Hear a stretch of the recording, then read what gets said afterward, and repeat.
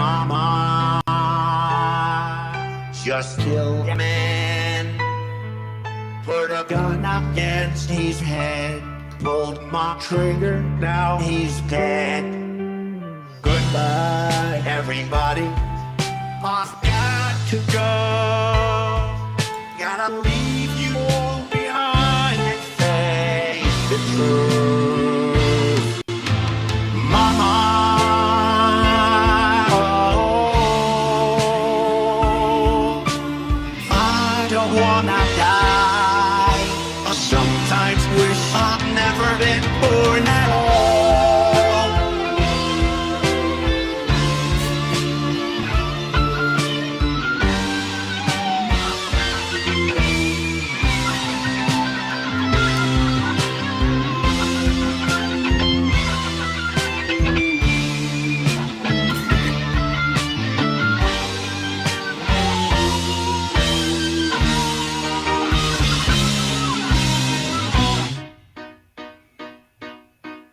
I see a little silhouette of a man. Scaramouche, when you do the fun, done go. Thunderbolt and lightning, very, very frightening me. Galileo, Galileo, Galileo, Galileo, Galileo, figure magnifico. I'm just a poor boy, nobody loves me. He's just a poor boy from a poor family, sparing his life from this monstrosity. Easy come, easy go, will you let me go? Build a wall, no, we will not let you go. Build a wall, we will not let you go. Build a wall, we will not let you go. Let me go, we'll not let you go. Let me go, we'll not let you go. Let me go. No, no, no, no, no, no, no. Mamma mia, mamma mia, mamma mia, let me go. Beelzebub has a devil put aside for me, for me, for me.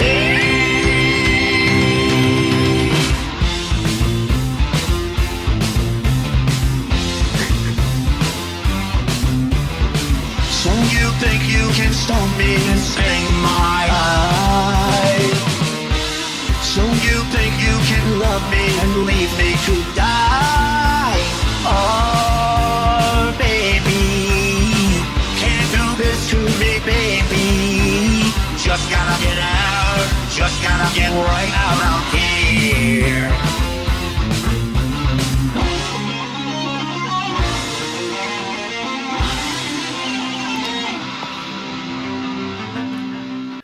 Maestro Zikos, Ziikos.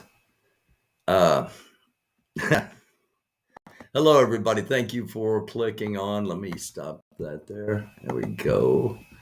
And hop over here and say hello to everybody. Again, thank you for clicking on. It is live Sunday night, and of course that means ladies night, ladies only panel coming up. Hi Stitch, hi Basehead. I can only see like three here. Let me just show you real quick if I can do this. Let me switch to switch cameras real quick. There we go. And well, let me get this off of here first. So see, I can only see like three chats or four chats at a time. So yeah. So hello to everybody. And I will, as soon as I get the camera back. There we go.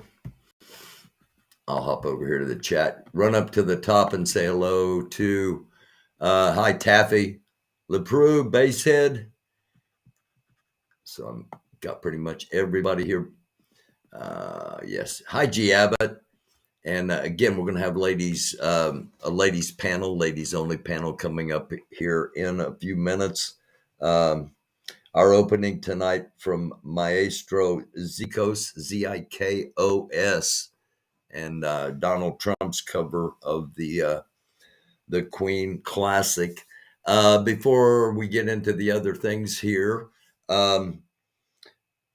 Corinne, the last episode that was up was an interview with Corinne. I want to thank Corinne for doing that, for putting some trust in me that she wasn't going to get totally backstabbed and everything that her people were warning her that was going to happen. And I want to thank most of the members of the chat. It was fairly respectful from what I was told. So thank you all for that. Now, speaking of Corinne, Corinne has been in East Palestine, Ohio. And if you're unaware of that, there was a train derailment in East Palestine, Ohio at the first of the month, almost 3 weeks ago now, I believe. And possibly more, possibly longer than 3 weeks. And she was there this past weekend covering it. And I would recommend going to her page and watching her coverage from today. Specifically, she had an extended interview with a local resident and some really good information in there. So kudos to Corinne for getting that good information. And if you're a supporter of Corinne, hey, toss her some bucks for going out there and doing that. Yeah, she's really right-leaning in her journalism, and we've got more than enough of that, in my opinion. But she's doing her thing. So kudos to Corinne for what she did today. Now, the other thing I want to say is, as far as the people showing up in East Palestine with water, with the things they showed up with, I'm not gonna dog them for doing that. I'm not going to say they're heroes for doing that either. Yes, it was obvious that the stuff they dropped off got picked up pretty much right away. Good on them for doing that. Could it have been done without being there? Yes. Would that have been a way to do it? In my opinion, it would have been. It would have been better, but again, not slamming them for doing it, because they showed up, they put the products out that they said they were going to do. Did all the money go to where it was supposed to? How much was taken out for expenses? All those kind of things. That's, those are legitimate questions, in my opinion, because of this situation and because of past situations. But they showed up, and the people that came to get the stuff being dropped off, they didn't care where it came from. They needed the stuff. And to me, that's the bottom line. Okay, so that's my statement on all that. I know it's being talked about. It's going to be tossed around. That's where I'm at on that. So I wanted to get those two things out. And let me roll through the rest of this real quick, and then we'll get some ladies up here, and we'll start a ladies' night panel. Let's start out with this. There is a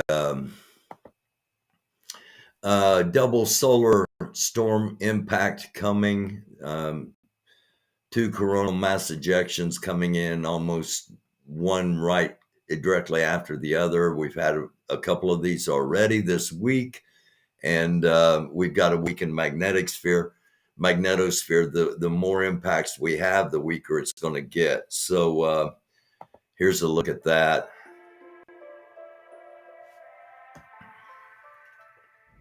Good morning, folks. We've now got 2 CMEs on their way to Earth after another big burst on the sun yesterday. We've got a proton storm, more earthquakes, and a fantastic paper furthering the science of solar-triggered earthquakes. Let's start with the last 36 hours on our star, where on the north we first see the previous eruption that we analyzed yesterday morning. Towards the end of this frame, that same region erupts once again. The filament wasn't as spectacular, but the flare was bigger, and so was the CME. On the X-ray flux chart, we see that yesterday's flare was bigger than the one on the 24th, about twice as powerful. So let's take the same time frame at 131 angstroms so we can see the eruptive activity. The same region on the north turns a bit more and then releases another flare. Now, both of these also released high-energy proton streams into the interplanetary magnetic field, and the second one jumped us up to a proton storm level. Okay, so this isn't science night, so we're not going to get too deep into that. Just know that back-to-back coronal mass ejections. We know, those of you that watch the show know that we talk about these, and the primary impacts are potentially to technology, weather, health, and seismic, earthquakes, volcanoes. So two of them coming in. And we already know we've got some bad weather happening. With these two, it should just intensify what's already going on. According to Ryan Hall, y'all, the biggest winter storm is just about to hit. We'll listen to him for just a couple of seconds. As the storm picks up strength and moves toward... The storm he's talking about is the one that's hitting California right now. Some places in the LA, in the valleys, 5 inches of rain, 5 feet of snow in some of the higher elevations in Southern California. Massive storm down there. And he's just setting things up. He's talking this storm is going to move across the country towards the central and eastern U.S. On its journey, it will cause problems for millions of people in the form of heavy snow, damaging winds, and yes, even potential tornadoes. Beyond that, 2 more storms will trek across the country over the coming week and a half. Let's break them down one at a time. On Saturday... Again, we're not doing science night. Just a heads up that we're going to be facing some already bad storms with the potential of extra added oomph from solar activity. And also, if you're in an earthquake zone, you might just be extra aware. Let's do this breaking news thing real quick, as we normally start with it. Top stories from the mainstream media. Wall Street Journal: lab leak most likely the origin of the COVID-19. Again, that's from the Wall Street Journal. France 24 from the war in Ukraine. The war in Ukraine stems from the Orange Revolution, a humiliating ordeal for Putin. So that's one. One potential explanation. Newspapers drop Dilbert, the cartoon, after the creators rant about a black hate group. That's from the New York Times. Reuters: migrant shipwreck in Italy kills at least 59, including 12 children. And vessel sailed from Turkey and was carrying people from Afghanistan, Iran, and several other countries. It sank in rough seas before dawn off the east coast of Calabria. And that's a look at our headlines for tonight. And now I promoted Corinne's channel, specifically the interview she did with the local there. I'd recommend you watch that. I'm going to promote one more channel here real quick tonight. Damnation Drive-In, Baldy and Sam. I think they're live right now. I'm pretty sure. I know I will go and watch. I think they were live at 8 tonight. I don't know. I wasn't watching it because I didn't want to get all wrapped up in it. But I will watch it on the replay, and I recommend those of you. I recommend you watch this to the end, of course, and then go watch them. But excellent channel, excellent production, excellent content, funny. And a really good chat, and I've got a story idea for them. I've been doing some research on what's coming up this week on the shows coming up this week, and I found this.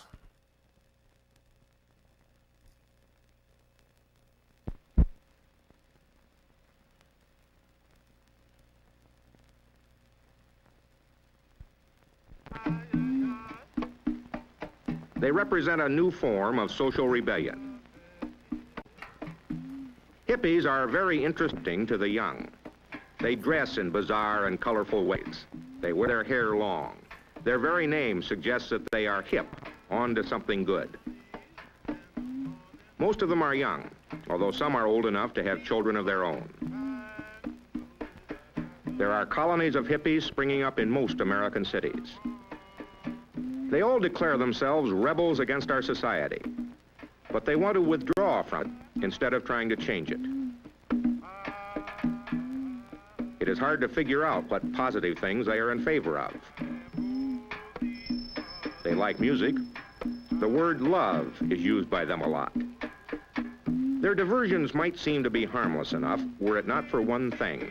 In a very aggressive and evangelical way, they praise the effect on the mind of hallucinatory drugs, particularly the drug LSD.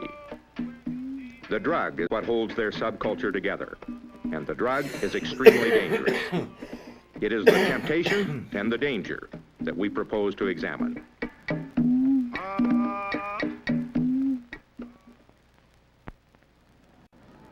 CBS News, without any flowers in its hair, is in San Francisco because this city has gained the reputation of being the hippie capital of the world. I'm Harry Reasoner. We're asking whether any central idea unites the hippie colonies in this and other cities, whether they have anything to tell us, why there is so much emphasis on the use of the drug LSD in their philosophy. Those are our questions. We'll try now for the answers. So I saw this, and obviously I watched it, but we're not going to watch it. And I'm going to recommend this, and I'm sure they can find some other tie-ins, and maybe not this particular thing necessarily, but I think this might be something that Damnation Drive-In might want to consider. Just throwing it out there. So, again, hello, everybody. Thank you for clicking on. Let me drop the link, and we'll be turning things over to the ladies here in just a couple of moments. We'll get the ladies up here, get the panel formed, and we'll just kind of turn them loose on things. Again, that was Temptation of Hippies. It was done by CBS News back in 1967, I think is what it said. So, yeah. And while we're waiting on some ladies to hop up here, a reminder again, with the incoming CMEs,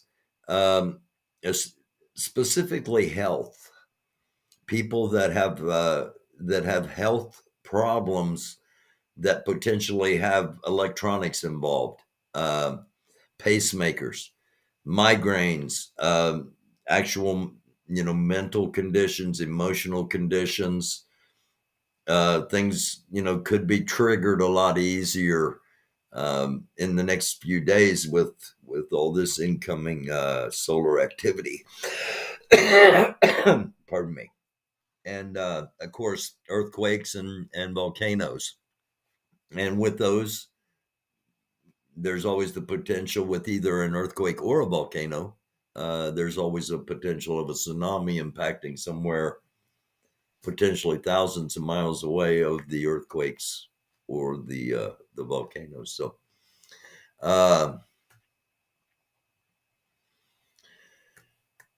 what's going on? I was hoping some of the ladies would hop up here. I know I invited G Abbott. I think I saw her in the chat. And if you're if you're a lady and you want legitimate conversation, hop up. We're not looking for drama, just looking for a chance for ladies to have the floor for an extended period. No ladies, JB. No, come on now, that's not true at all. Because I saw Cunning was in here, I think, and Cunning and GA, Baby. Lisa Hurley. I know I wanted Lisa to come up. And again, if you'd like to hop on. Lori K, a mailing address, like a physical address, or are you talking an email address? It's americandufus at gmail.com. americandufus, all one word.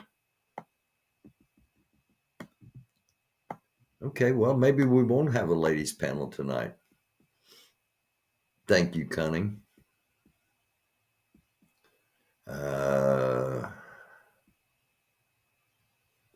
just, Eric, that's just my opinion. The bottom line to me is, that stuff is not going to go to waste. That stuff's not, the people that got the stuff don't care where it's from, don't care who brought it, don't care about internet squabbles over any of it. They're just happy to have the stuff they have, and in an incredibly difficult situation. So, trans women are women. Okay. Hi, Curtis. Good evening. Good to see you too. Well, maybe nobody wants to get up here and talk. That's okay. I've already done. Because I don't want to play the rest of the Temptation of Hippies thing after recommending it as a potential thing that I think Baldy and Sam would have fun with. I'm not going to.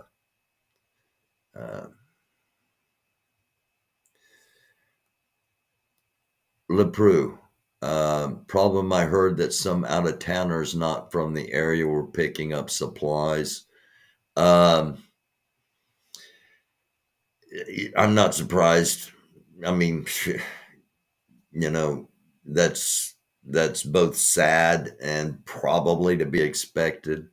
What I had heard, and I heard this during one of his news conferences. He didn't want, the mayor of East Palestine did not want people coming in. He didn't want outsiders coming in, specifically because it might get tough to see who's there for good purposes and who's there for not so good purposes. So I wouldn't be surprised if there were people that took advantage of the situation, just like, there are people going to take advantage, they're going to take advantage of the situation. Maybe some of the people that brought the stuff, maybe they took advantage of the situation. We don't know. That's not my concern. There are enough people that will be focused on that I don't have to put my focus on it. And again, the bottom line to me is it's hopefully anyway, going to people that actually need it and that are in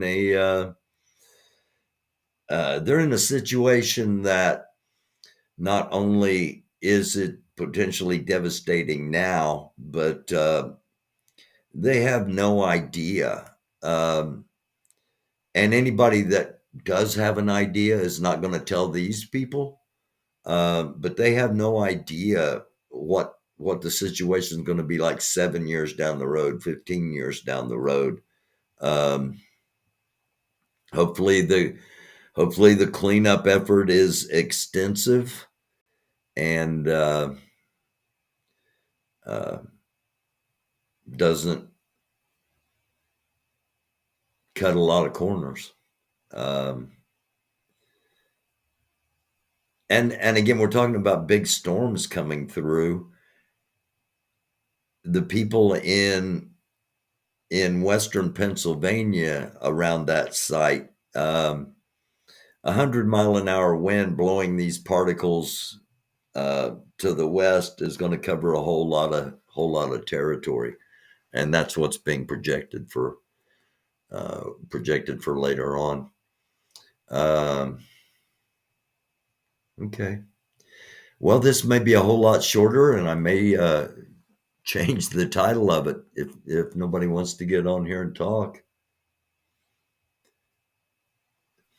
I really thought Lisa Hurley would be here, and of course Cunningham GA would hop up, but it could be one of those times. It's been a long week, whether you or it's the beginning of a new week after a long week, depending on how you look at things. Yeah. Okay.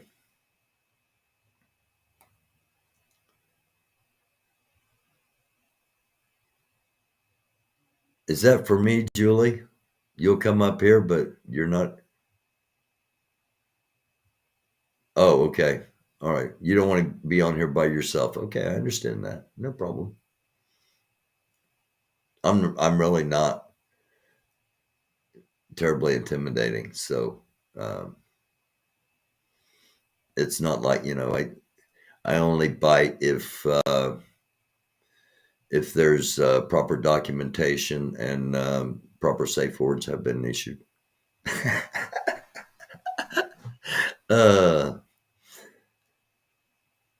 Hi, She-Hawk. Thank you for clicking on. George isn't feeling well. Oh, no. Okay. All right. That's fine, Cunning. Thank you. Yeah, only if again, you got a proper paperwork. No, we're kidding around. I'm stalling. I'm stalling, JP. Cunning says she'll come up with you, Julie, if you'd like to come up and talk. And if you don't have to. This was just originally started because a lot of chats are male dominated, and women were getting talked over and not having freedom of speech, basically. So thought, what the heck, we'll do it here. Thank you, Cunning. Thank you for that. Hardly ever bite. All right, we have Julie here. Come up, Cunning. Here, let me drop the link again. And the plant, G Abbott, if you're in here, get up here.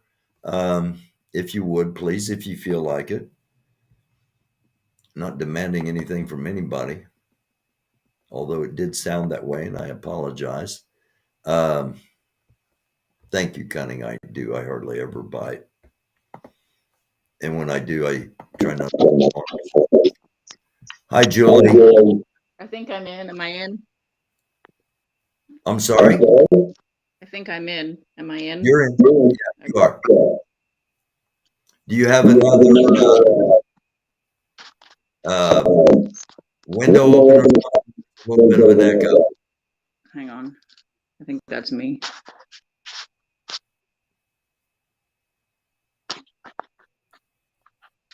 Okay. There we go.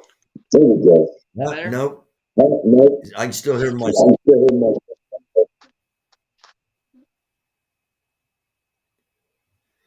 Because you're probably coming in the Restream software, and then you got the YouTube open. Can you hear me? Okay. Okay, wait a minute. Hang on.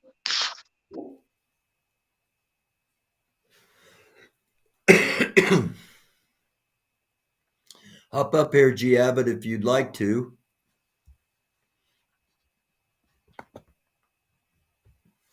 Hi, Cunning.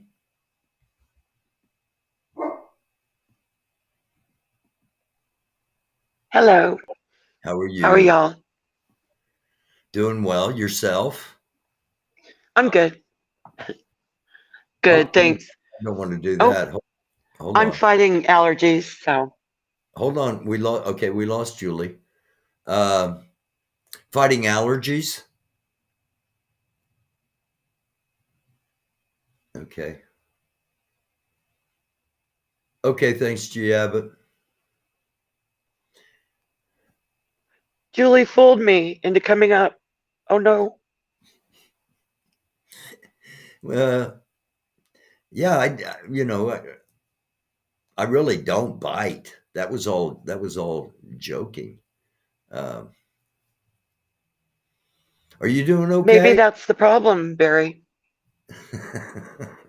I need to bite more. There we go.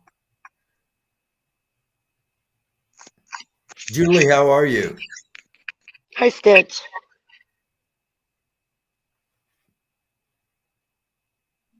Can you hear us, Julie? Okay, I think that's better. There we go. Ah.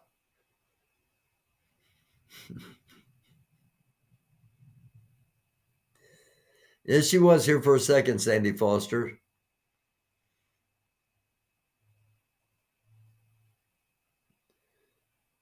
Tricked Cunning to come up here. She didn't want to come up tonight. Her and GA have a major plan for their show, part of the show coming up later on this week. They're going to be. No, I'm not going to tell them. I'm not going to tell them what y'all are going to do. Sometimes we don't even know really until it happens. It's been a rough week, I think, for everybody, probably, you know. What's caused it? What's made everything so bad this week? Hi, Julie. Oh, goodness. Cunning! Hello. I think I'm here now. You are. Okay, good. Oh Okay. my God. That was Let's ridiculous. see if we can't get one more up here and then I'll pop off. AP finding out DC don't like grifters, says Al. I don't know about that. I don't know. I've been on Oh, I've been well. on Twitter for the last 2 or 3 days fighting with all of them. It's been ridiculous. And you're right. I don't know what's going on the last week or so, but something in the air. It ain't right. This is Cunning Stunt and Julie. And if you'd like to hop up here, Christina M. I know I said something to Katrina, but I think she's not feeling well too. So it may be a Yeah, limited. she's got a bum leg going on. Nobody can tell her what the problem is. So That's not good. Christine.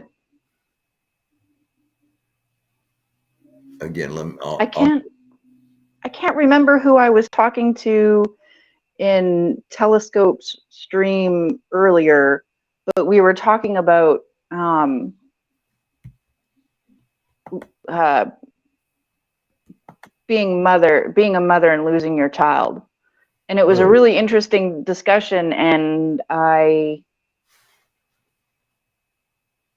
don't remember what I had to get off because my ex-husband showed up, but yeah.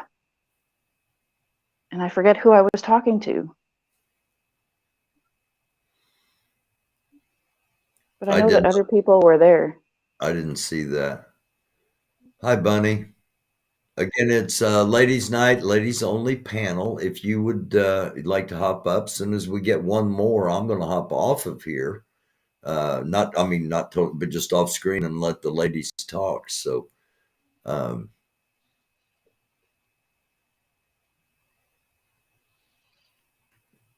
It's much easier to be up here than type because we went a little long with the nail length and my typing is not good.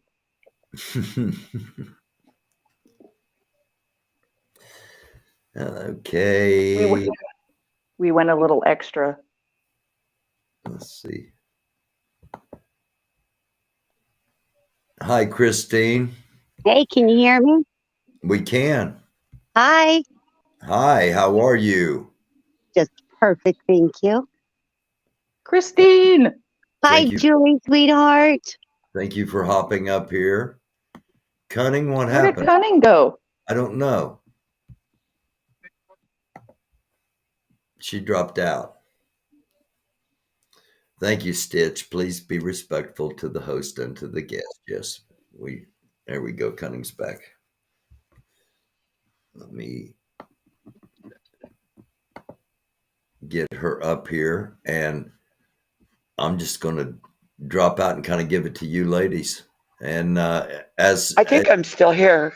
you are, if somebody else joins, I'll just I'll be backstage, so to speak, and let you ladies go with the start. I might go out and come back in.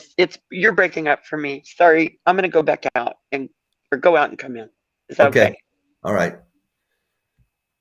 When she does that and comes back in, okay, I'll drop out. I think Cunning was in that conversation. I really want to know who I was talking to because I don't remember. Okay. When she gets back in, you guys can talk about that. What has happened this week? I mean, has it been that crazy? Oh my gosh, yes. Everywhere. At least on the feeds and the videos I've been watching, like people are mad right now. I don't know what the hell is going on. It has caused more division than I have seen in a long time on YouTubers. Oh my heavens. Okay, I'm obviously aware of the Jeff and Telescope thing.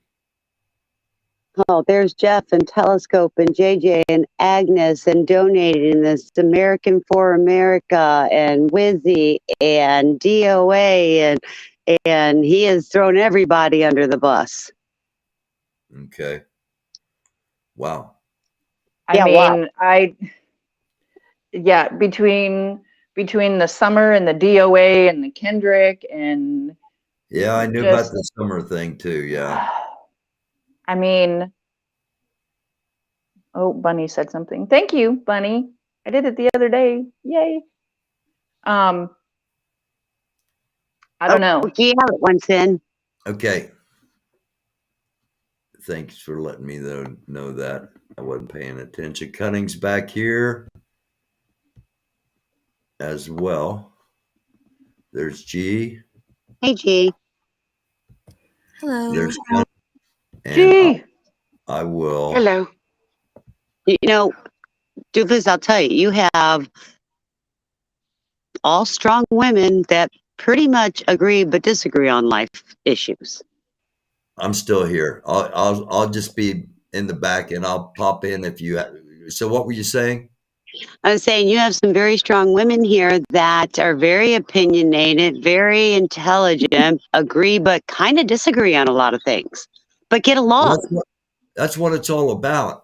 Being able to respectfully disagree and have intelligent conversations. I always said that it was, to me, it was a very strange thing to agree to disagree.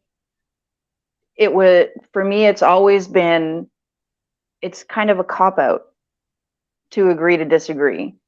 If you feel like something is right and you feel passionate about it, you should be able to bring arguments that are intelligent and legible and understandable.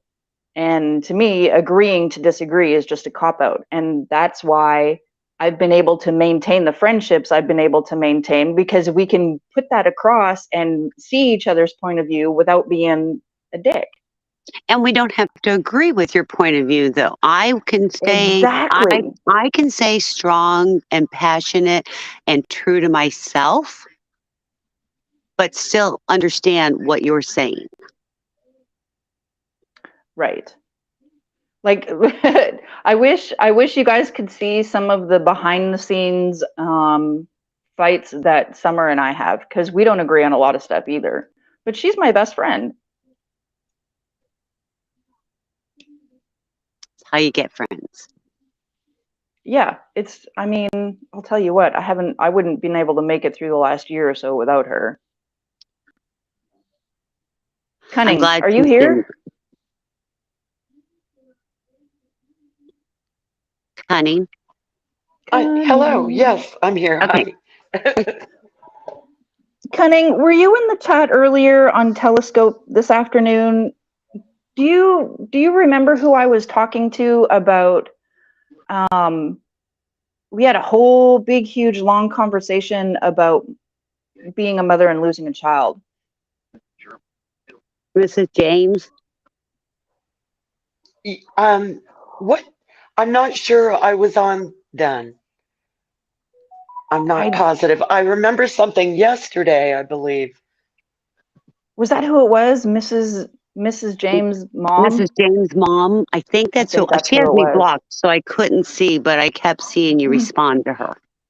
I think that's who it was. That was a really great conversation. I wish she was here right now. I don't think she comes on DUFUS. I could be wrong. So what would we like to talk about, ladies? Do we have topics? Connie, have you got topics for us? My Twitter has been blowing up. Yeah, I mean, I have so much to say, but then I get up here and I'm like, I want to be fair and I want to be diplomatic, and right now I'm so kind of trying to get over all of the things said, but sometimes diplomatic, you can voice it and not use diplomatic as long as we don't written all names. Our opinions aren't always supposed to be diplomatic. And I'm so sorry, but you totally broke up to me. I missed some of that too. It got very electronic.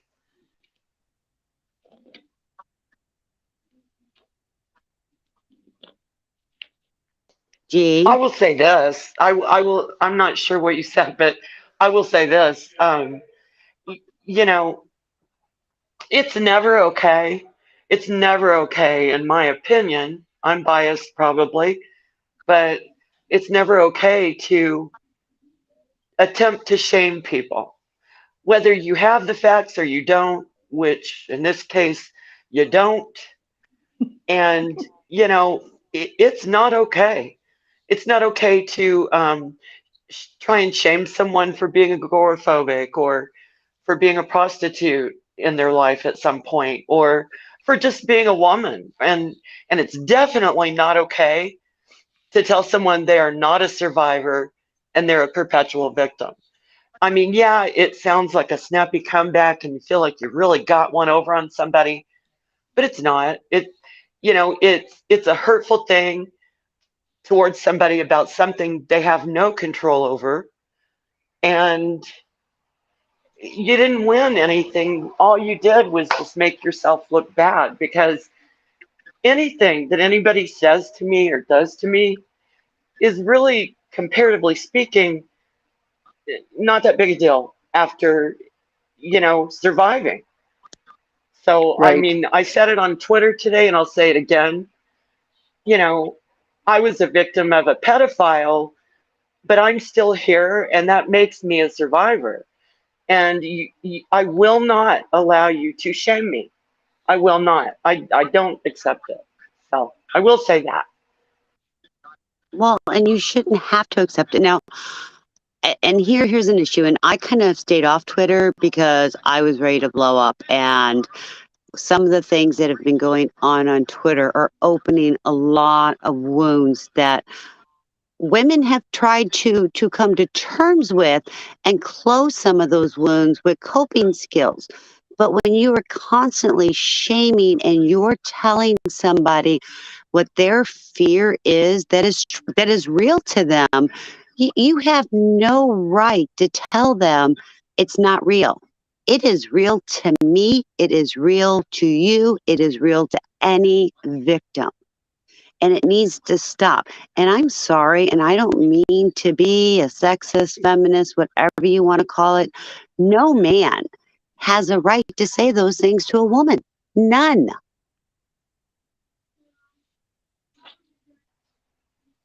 You're absolutely right. Victim shaming, re-victimizing.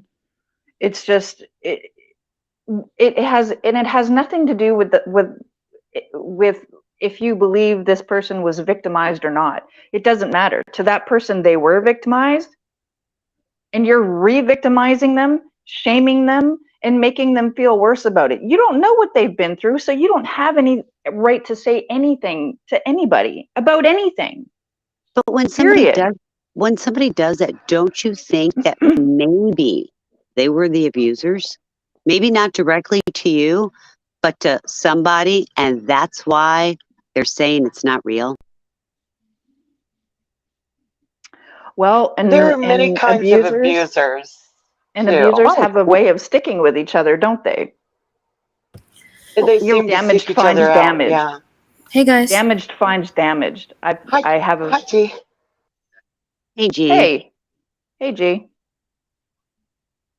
ACB, I timed you out for 300 seconds for being just a total douche, okay? Just to let you know. Okay, bye-bye. What I was going to say is that it's obviously unfortunate, but what's really unfortunate to me is that, women can't really share their true personal life online, because there are some men out there that will use that to their advantage. They will rip you apart. It's the same reason women don't report rapes, because of what they'll have to go through in a court of law if it goes to that point, of being, having their past broken down bit by bit and torn apart. And so it's the same thing. So it's unfortunate. And, I say, if you put yourself out there, then you're subject to criticism. It sucks, but it's just a part of what is happening. My hope, though, is that not all men out there behave this way. Not all men out there try to use things against women, or men for that matter, for anyone. A woman doing it to a man doing it to a woman, it's not right. Woman to woman, man to man, it's just not right. But it's just the way it is, and it sucks, but that's the way it is on social media. I mean, obviously in the real world with your real friends, it's easier to gauge people as far as their trustworthiness goes. So it's easier in that aspect. And I think if a lot of people are getting to the point where this is affecting their personal life, it might be, time to just take a step back for your own sake. Not because they won, not because, having to explain yourself over and over again must be exhausting, and it doesn't go anywhere, because a new person's going to pick up the story, a new person's going to break you down, and a new person is going to win if you continue to react, and it's extremely difficult to stop that. On the, you're right, and the thing is, unfortunately, speaking out about it sometimes is part of recovery. Like, yes, it is. 100. Yeah, and what I've learned.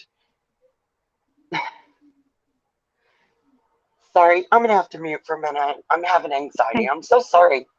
Take a deep breath. You're okay, sweetheart. We're here for you. We're here. We're here. We're not going anywhere. And G, you're right. It's not all men. And if I sounded like I classified them all together, there are great men out there. There are great men that are in their 20s. There are great men in their 80s, and everybody in between. And those are the men we need to include into our lives. Absolutely. And I was just scheming. What am I trying to say? Scanning, thank you. Perusing the lives on YouTube yesterday, just to see what was on. And there was a guy that was just talking about, his whole thing was Real Housewives and Kardashians. And he had it was members only, which I thought, okay, well, I mean, he's charging, so I'm not going to participate. I'm not really that into that.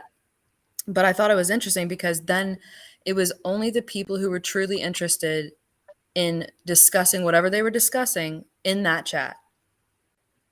And so if you feel like that can be a part of recovery, there's always the options to do things either privately or with a membership only, where they're not live streamed to the world, but you're still getting that support. And that may need to be where some people go in order to feel okay and safe in doing so. Because some people they're not going to stop. They're not. And Yeah, the thing absolutely. Yeah. once they see that they've got that little crack open, they are going to fill it with each grain of salt until it opens completely. They find that little crack and continues to pour the salt until it's wide open. And the biggest thing, and Cutting, I'm going to assume that you have gone through therapy and you have found your coping skills and Yes. whatever helps. Just recently. Good. I'm glad to hear that. 4 years. And, I'm 4 years in. Yeah. well, good. Thank And you should be. I'm hoping you're at a good point. And not everybody does it in a year, 5 years. Some people never actually have completed their coping skills, but they've got enough coping skills to cope through life. And the sad thing about it is that sometimes those coping skills that you've acquired, you really can't put them out there in real life and put yourself out there in large groups, because sometimes the slightest move can trigger it. So I'm not speaking as you yourself, because I really haven't paid attention. I try to support men and women that have been victims. And I don't ask questions because my thought process is, you're going to tell me if you want to tell me when you're ready to tell me. And I understand what you're saying, because just like rape victims and the Me Too movement, women didn't say anything, but then they realized if they started saying something, other women and men would say, that happened to me too, and get them talking and get them help and get them into some type of recovery programs. That's the point I'm at, I think, where I waited so long my entire life to talk about what happened to me to anyone. It was just part of my life, and I thought I was coping, and now of course I realize in a lot of ways I wasn't. You do things based on what happened to you, even though you don't realize it, But for me, it's been about trying to move forward and get the most I can out of every day in life, and enjoying it. And I'm free finally from the nightmares and from that fear, that was around me all the time. It's all changed, and I feel better and stronger. And I want to share it. I want to share that feeling with anyone who's been hurt. So I'm always looking for anyone that needs to talk, or just have someone listen to them, or just tell their story, whatever. Well, and I want people to know, that it can be okay, and that you can be okay, and there are people. You're not alone. That's the main thing, I think. You're not alone. And this has helped that's me. That's the thing about speaking out too, is a lot of times when victims or just people who have been through some type of trauma want to speak out and they want to help people, then all of a sudden they put themselves out there and they want to speak about things, and then they get trashed. And it makes wanting to help people so much harder. Yeah. I mean, different people handle it differently, and this could, even just the past week or so, has been rough. Thank God for Georgia and all you women, and my friends online and my family and stuff. But it's helping me. I'm hoping get a thicker skin, and trying to figure out how to navigate all of this crowd. But there are really bad days too, so I can see how this would. I mean, it can be. It's so destructive and it's so hurtful. There just isn't any need for it. But of course, like Giabit said, this is how it is, and it's going to happen. But Connie, can I So share? Well, and I mean this Absolutely.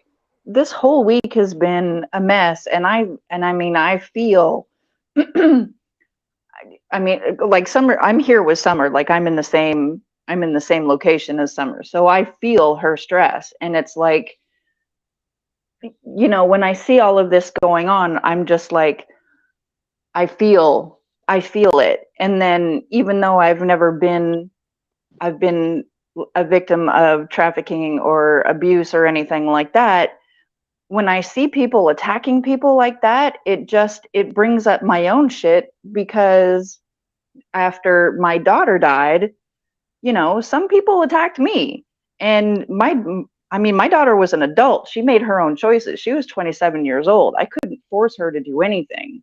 But it always comes back to, okay, yeah, you went through this, and yeah, you just had to bury your kid, but why didn't you do this? Or why didn't you do that? You were a shitty mother. You didn't do this. Hindsight. It's the same, like I've never said those things to myself. All you're doing is making me feel like shit about something that somebody else may be going through, and I might be able to connect with them. So all of this shit that's been going on the last week or so has made everything pile on, and then go through it double because my son just passed like less than a month ago. So it's like, okay, well, shouldn't you be doing this and shouldn't you be doing that? Well, how am I supposed to get out here and talk about it and make others feel like it's okay and we understand, or I understand what it's like to lose a child if somebody loses a child, if all I'm doing is being attacked? And I get it. It sucks. How are you supposed to make anybody feel better about their own situation and feel like they have somebody to come to and talk with if you're being attacked all the time? Ladies, there is actually no book, nothing that tells us, or no time frame that tells us how we can grieve. And Julie, I don't know if you noticed Summer, but it seemed like every time somebody tried to attack her, Summer had 10 people sticking up for her. That's what we do. Yes. We stick up. And I'm going to share with Connie, in my opinion, that the people, I'd like to say person, but I know there's probably more than one. They are not happy with themselves. They are miserable.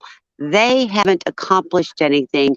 They don't know what to do. So in order for them to feel better by themselves, they have to make somebody else feel worse so they can feel superior. And that's all it's about. That is Right. all it's about. You're right. But I wish I could get to that point to where I believe that and know that, and don't question myself. Well, it's not an so excuse. much. Being insecure is not an excuse, because that's all it is. It's insecurity in themselves is why they attack others. Absolutely. And it's not, they're not doing it in a comical way. They're not trying to do it with humor or light or any of that. They are doing it simply to attack. And it boils down to insecurity. But unfortunately, I mean, the only solution to avoiding feeling like you're being re-traumatized is to get offline. This is never going to stop. These people, if Red and JJ and anyone else, all of them were gone tomorrow, there would be 5 more in their place. And that will continue until you either stop talking about it or get offline, because that's how these people operate. They seek it out and they go for it. Or the other aspect of that is, yes, you can get offline. And like I said, I've stayed off Twitter. Twitter is out of control. I've completely avoided this week. But the other thing is, you need to stay true to yourself, and others do not define you. Right, if you can So, handle it, Christine, but right, and right, and not everyone can. And nope, when you're becoming a martyr, in place of your own mental health, yeah, it's time to get then out. it's time to get out. Because not Yeah, everyone has thick skin. Not everyone can get through their traumas and continue to live their life and not not have to think about it or feel a certain way about whatever's happened. Some people, it takes time, or they may never heal fully. And if you are that person and you're becoming like you're feeling re-traumatized from what's going on, then just take a step back and just do Yeah. something for yourself versus trying to feel like you And it's have to make other okay. people. Yeah, and it's okay to do that. You don't Yeah. have to be the Everyone's savior. different. Right, just because you've been a victim of trauma in your life does not mean you have to save everyone all at once. You can give yourself time. If something's happening, like Summer has been MIA for the past day, and I understand why, because I read her community page post. And so I yep. get that. And that's good for her. She needs that. And so if anyone else is feeling that way, I would suggest, taking that and doing the same for your own self. Or you can just continue to take the brunt of the abuse, the online abuse. But at the end of the day, is it making you feel better? Or is it just making you feel worse? I think sometimes almost, especially after I lost Bree. I don't know how to say it without it sounding really ridiculous, but it's almost like being involved, or not necessarily involved, but immersing yourself in something else or some other type of drama or conflict or something that you might have a little knowledge about, but something that takes your mind off of whatever you're going through at the moment is not necessary. I don't want to say refreshing, because that's not the word. You just want to do something else so it takes your mind off your own shit. Yeah, I hear you. And I hear it may that. be in the end that you end up more stressed because you're concerned about your friends. And that's when you have to go do self-help. I don't know about you ladies, I go get my toes and my fingers done. That is my self-help. Yeah, the blue hair and the See? ridiculously long nails. That's where we're at. I go Or, long when I'm stressed. I'm It close looks enough. awesome. Yeah, I go close enough to the beach. I live close enough to the beach. I go to the beach. I cry in the ocean, but the ocean air and the salt water, it cleanses me, and I feel like a whole new person. And I'll throw in there, I'm not really a drinker, but I will throw in there, I'll drink a margarita or a Bloody Mary just because I'm on the beach. It's warm out, the wind's blowing. Even on the cold days, I'll go to the beach and bundle up because that's my peace, and nobody's there. And the water and the fish and the sharks and the sun, they don't care. It cleanses me. You put your feet in the ground because it grounds you. That's the wonderful thing about nature, isn't it? It always feels like something is surrounding you in nature. Yeah, I work in my backyard and with my plants, and that it does ground you, and you need that. I feel like everyone needs it. I'm a cold person. I enjoy the cold. So being down here after, being born and raised in Canada and living most of my adult life in Canada, being here in the hot and humid has really curtailed my enjoyment of nature. And it really sucks. I would rather be in a snow-covered mountain than in this humid bullshit, because that's where I feel like I'm Well, I guess, Julie, I shouldn't tell you freer. I guess I shouldn't tell you when it's 60 degrees. It's cold to me. I know. Well, and you know what? You shouldn't tell me it's 60 degrees anyway, because I have no fucking clue what that means. Well, no, 60 degrees in Florida comes in January, and it's cold. I don't even know what 60 degrees is. What? Okay, wait a minute. That's Fahrenheit, right? Yeah. So Celsius. Somebody tell me what 60 Celsius or 60 Fahrenheit is in Celsius. Oh, geez, you want me to do math Because now? I'm clued. Look, I've been here for 20 years and Fahrenheit is still foreign to me. It's weird. I have nothing to add to that because I can't help you. It's 140 degrees Fahrenheit. Or no. No. Sorry, let me change that again. I'm trying to figure that. Look, right now it's 12 degrees here and it's perfect. I got my windows open and I don't have any clue what that is in Fahrenheit. All I know is that I enjoy the cold. Oh, that's 15 and I don't degrees. get any of it here. That's 15 Okay, degrees I see it. Celsius. I see it. Okay. That's 15 degrees Celsius. Yeah. See? That's okay for me. That's fun. I could not live in Florida. Uh-oh. She left. Yeah, I could not. I can't Julie, deal. I want to say that I think you're a wonderful person. Just the short time I've kind of gotten to know you on YouTube. And thank you. Because I love you. I think you're great. Sorry. Thank you so much. I love your hair, and I'm sorry. So sorry about your children. That's there are no words. It's first of all, thank you. It's very strange. So I have 3 children. I have a daughter. Her name was Bree. She died when she was 27 of a fentanyl overdose. I was the one who found her in her bed. And then both of my sons are they are profoundly disabled. They have a rare genetic disorder called Lowe syndrome, and it is very rare that most boys don't make it out of their 20s. So it's very different to know that your children are sick and to, forgive the word, expect them to pass at an early age, because you kind of know it's coming. And Matthew was sick for quite a while, and it took this one little last infection to kind of take his already failing kidneys out completely.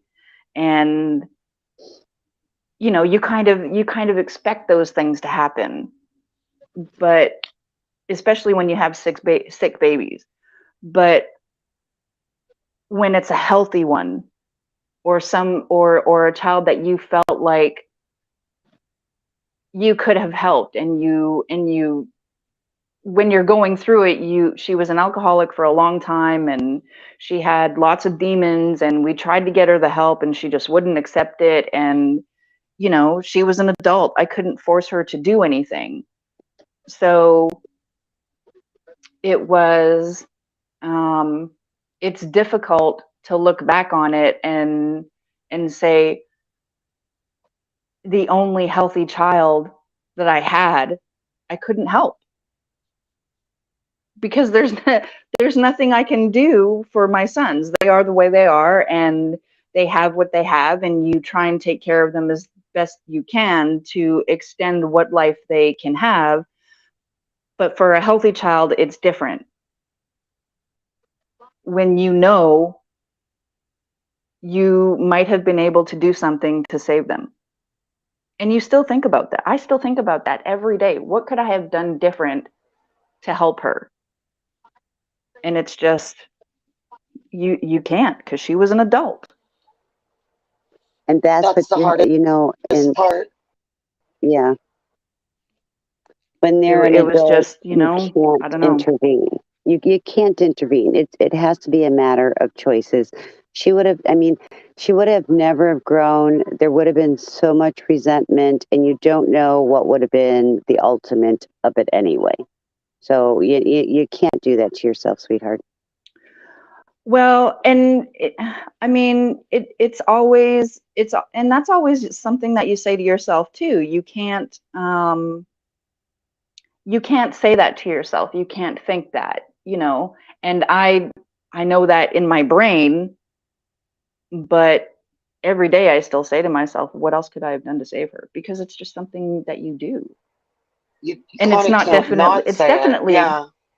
right. And it's not someplace where I live. Like I don't live in that statement, but it's still something that you think about every day. And I had said for years, not just to her, but to myself and to my friends and the people that cared about me and the people that cared about her, is if you don't get help, or if you don't allow us to help you, or if you don't let us direct you where you could get some help that you're comfortable with, one day I'm going to walk down there and find you dead. And that's exactly what happened. Oh, we're sorry. And I it's just, literally can't I imagine. don't know. It's the worst experience ever. And I haven't, it's been 1 year, 2 months, and 2.5 weeks, and I still haven't touched any of her things. A mother who loses a child will remember that child, and will remember, it doesn't matter if it's an adult child or not an adult child. A mother will go the rest of her life, if I could have done, would have done, should have done. But she is watching over you. Your son is watching over you, and they're watching over your other little boy. And the days that you need to cry, you cry. Those days you need to scream, you scream. On the good days, look at your other son. That's what you're living for right now. Your other two children are watching over you. It's so funny, I'm not a funeral type of I'm not a funeral type of person, but my ex-husband is. So I gave him, free reign to do what he wanted to do, because I wasn't going to take that from him. But some of the people that were there at the funeral, they were saying some things to me like, Matthew's up there and he's healthy and he's free and he's dancing and he's walking and he's pain free. And I'm like, no, that's not who he was. He would sit and he would spin and he would laugh and he would belly giggle at certain songs, and he would thump out of his bed and race down the hallway if he heard the Instant Pot steamer turn off or turn on, sorry, because he knew that meant food. And I'm like, no, he is doing all of those same things. He's enjoying his bubbles. He's carrying his spoon. He's dancing. He's doing all of the same things that he was doing here up among the stars, just pain-free. He's not walking, he's not talking, he's not up on his feet dancing, because that's not who he was. And it really bothered me. And I don't know why. I'm like, he is going to be who he was here on Earth, up in the stardust, just happy, being exactly who he was. And that's okay. That's okay. And those are the big things you have to remember, Julie. It's okay. Whew, and again, that's horrible. Well, but no, no, I mean, if he's okay, and he's in the stardust. He's going to do what makes him happy and what he wants to do. Ooh. And we don't know what gross. he's doing. I mean, to be honest, we in our mind, and some of us have this other sense, and we all believe differently. Right. And that's the big issue.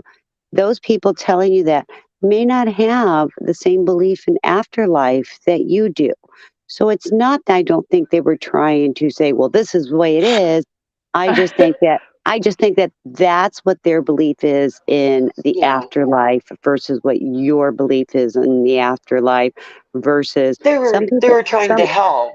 Yes, Yeah, they were Yeah, trying it to was in their honorable. way. It But was really the thing it's is he so was yours. He wasn't theirs. And you know him. He was yours. And well, that's why you felt that way probably. and I think that, hey, Mama Red, Casey, there's so many other people.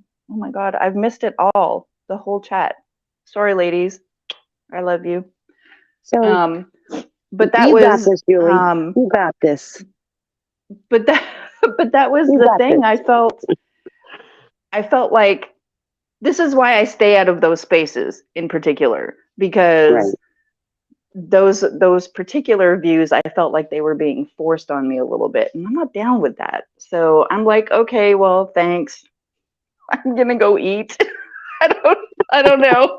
It I'm makes you feel escaping. very strange, Yeah. I'm Like I'm escaping. taking my fat ass, I'm gonna take my fat, teary, snotty ass into the kitchen and I'm gonna stuff my face hole and you guys can just talk about whatever you want to talk about because I'm leaving. Okay, bye. And see, that was the perfect thing for you to do at that time. And that's what I'm saying. It's okay to make choices for ourselves, no matter what the incident Oh, is, whether it's losing a child and somebody telling you something that is not what your belief is, whether it's being a victim and you're being re-victimized, whether you're being ridiculed in real life by a friend, a neighbor, a coworker, or on social media, you're trying to do something good and half the people have to criticize it. And then you hear them say, well, they're never going to open their mind. They're never going to see anything different. Well, I hate to break the news to you. The people that are saying that aren't seeing anything different either. So no matter what we do, and I'm a firm believer, true to yourself. And sometimes we get a little bit more passionate over things. And that's where the nastiness comes out. The name calling, the threats, the doxing. I've not to this day understood that. You don't agree with me. Do you really have to? Oh, I'm blocking you. Okay, that's fine. I don't have a problem with that. Well, you're BITCH. Well, okay, that's your opinion, but I'm not. I never understood that. You know what? I don't understand it. I have I never am a blocked a bitch. person ever. And you know what, Cunning? I'm a bitch too, and I I know I don't am. fucking I'm not gonna care. lie. But I have never blocked a person ever, and I have some pretty extremist views on things. It's everybody that blocks me, and I'm like, well, you know what? Whatever. I don't You know, care. I watched everything, and yeah, this is probably going to take it off course.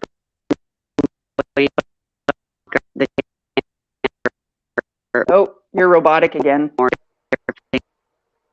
Mr. Yeah, Roboto.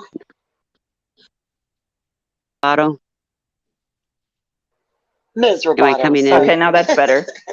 Is that better? Okay, sorry. Yeah. I'm going to give an example what has happened this past week.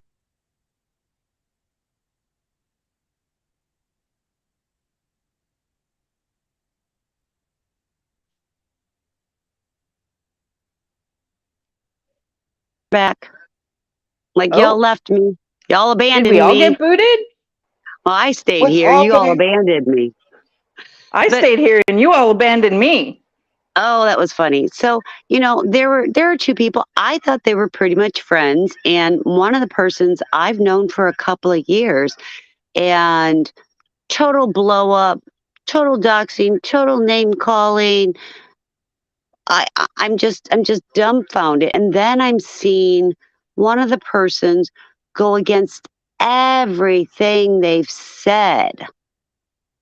into other channels. And now I have to wonder, why has that person no longer true to himself when this person says, well, I am, and then the other person's like, well, he's this and he's that. And it's like, oh my gosh, you gentlemen are more drama than I've ever seen in women in my entire life. It's like insanity. Same thing was going on the last 2 days. You have, and it shouldn't be two groups. One, certain people are trying to be nice, helping others. You have one group saying, oh, they're grifting, okay, maybe they are, not my business. I'm donating my money. So who are you to tell me that? And if I donate my money and they're doing what they're doing, that's on them. Once that money leaves me, it's no longer mine. I don't get a say in it. And what's happening, and I've gone to different chats, and I'm sure you all have. You have this one group, totally, they're doing this, they're doing it for clout, they're doing it for this, and there's no changing their minds. You go to the other group, well, it doesn't matter what you do, they're not changing their minds. And I just want to yell and scream saying, hey guys, neither one of your groups are changing your minds. You're stuck in your minds. You're being closed-minded. You're not even trying to see somebody else's point of view. So, yeah, this is what's caused the division, not only in YouTube, but this is what the world is about It's right everywhere. now. Well, this is what the world is about. People cannot have an intelligent, articulate conversation and listen to my point of view. I'm not trying to convince you I'm right, you're wrong, but just listen, and then I'll listen to your point of view. And right. And I just, on the whole donating money thing, I have always felt like from the beginning, I don't care what you're asking for. If you need the money, you need the money for whatever you need it for. Once I give it to you, I don't care what you spend it on. If you tell me that you need a pack of smokes, then I'll give you money for a pack of smokes. If you tell me you need money for rent and then end up spending it on your hair and your nails, I don't care, because once it leaves me, that's it. It was my decision to give my money to somebody, and whatever they do with it is their business. You can't, and I'm not going if to I want to do something with my money, exactly. I'm not going to do that. Like, and nobody else has the right to what's the word? To criticize somebody for giving their money to somebody else. It's none of your business. Because it's not their money. It's not your money. It's not your business. And who cares? And then, who cares? And Cunning, you were involved in this one. Somebody decided to say something negative about almost every single person that has impacted his life over the last year. Yeah. And you know something, Cunning? 90% of what he said are untruths. The first 5 things that came out of his mouth were untruths. He doesn't have anything to back it up other than somebody sent him an email. If I'm going to start out there and I'm going to say something in a negative aspect about anybody, and because it's an email, I'm going to do some research. I'm going to verify it before I open my mouth. But the first 5 things that came out of that person's mouth were all untruths. And Yeah. the rest of it was too. But when you're first coming out with the first 5 things that are untruths, sit down. And none of this, what he said, should not be affecting anybody at this point because of the untruths. Yeah. I mean, now I'm at that point now.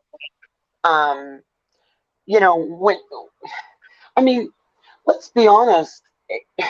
I keep thinking to myself, literally, this whole shit show with me being involved, and understand I care about everyone that's been hurt or involved, but I can only speak for me. So, and how it impacted me or whatever. But this happened, first of all, and this is my opinion and how I see it. He went after Summer because of a simple disagreement. Summer disagreed with how the interview with Sabrina was handled. And it was a live stream, it was public, and people were allowed to say how they felt. Summer says how she feels, and she pulls no punches. Things I love about her. So she disagreed. Now, George and I were kind of, hi, hi there. And I Georgia came and out to check. It was really quiet. Sorry, I didn't mean to interrupt you, but it was really No, quiet. I had to I see what wanted to was say going on. hi. I hear you. Quiet can be scary sometimes. Yeah, he's the And one then who's going to Georgia set and my house I, on fire one day. right, we were drawn in because we were kind of told, don't go to this person's chat or this person's chat or be on this panel.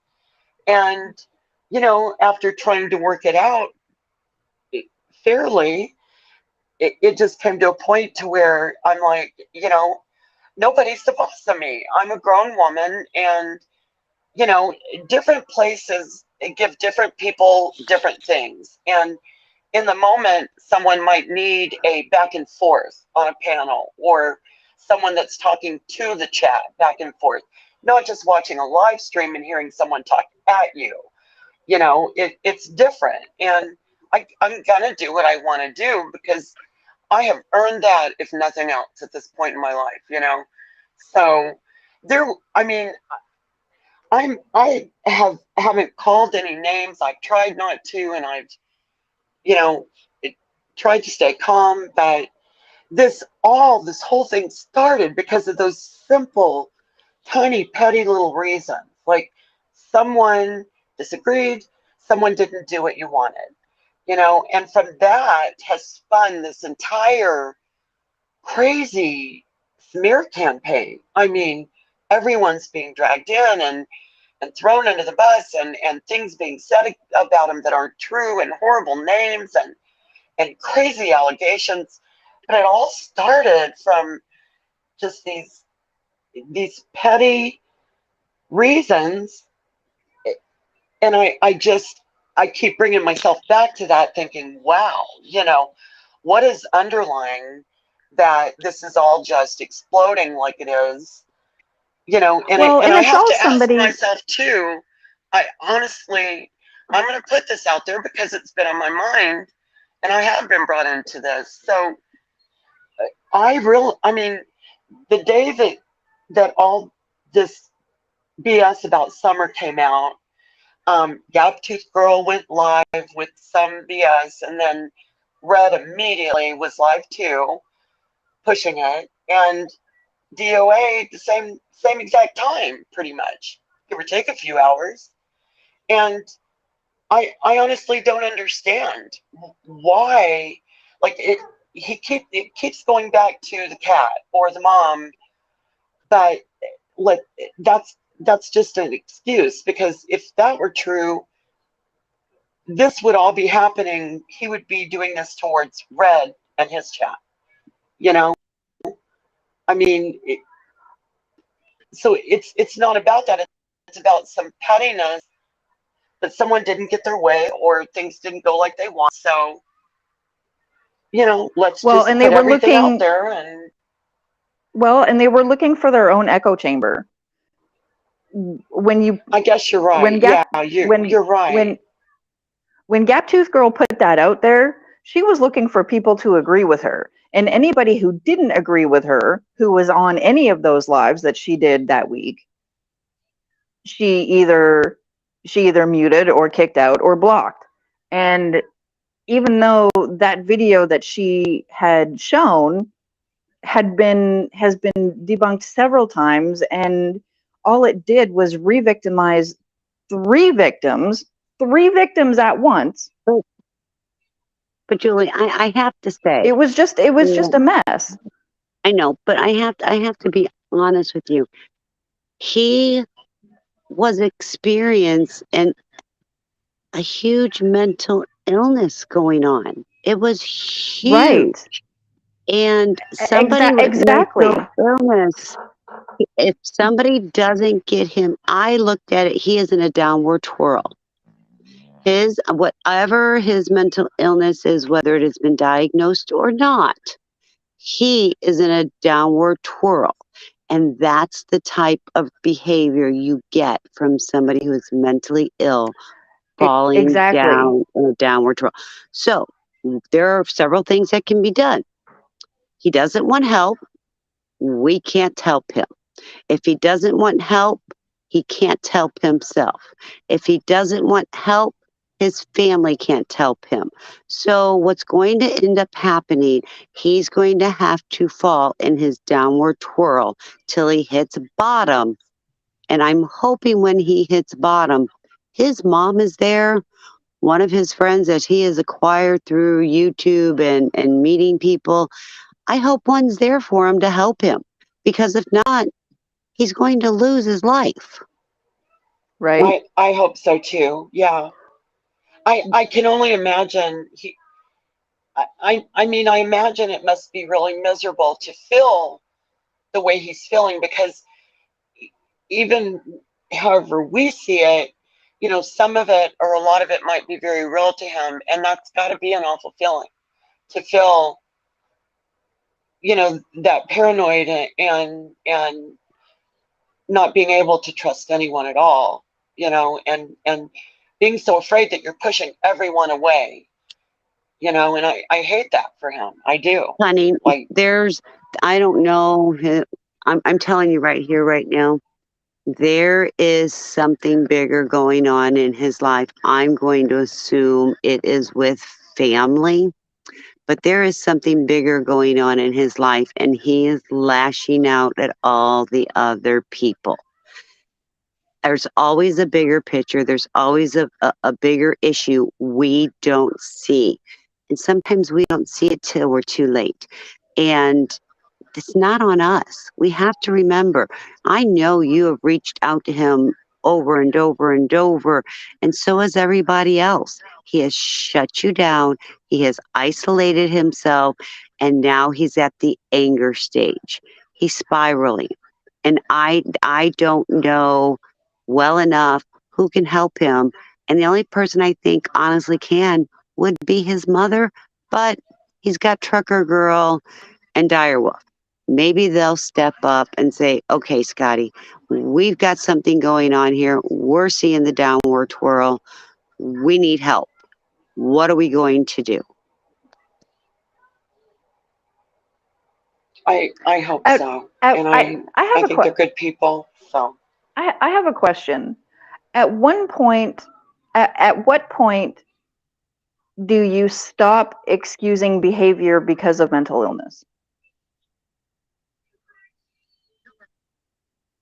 Because not just with him, but with people like Kendrick, or you know, whoever might be out there roaming the YouTube streets and saying, "Hey, look." Understanding it that it could be from that is not. I definitely don't excuse the behavior. Like I understand there's something going on there, and obviously, you know, and I feel for him, and I hate that, and I hope he gets help, but I don't excuse the behavior. No. Right. But that was always something that was a real strong point, even through all of this, you know, past 2.5 or 3 years, starting with Summer and Kendrick and all of that mess. It was always a very strong point that Summer and all of us had made. Look, if you are really friends with this guy, if you are really friends with Kendrick and you are his friend and you are concerned about him, and if you love this guy, you will help him get help.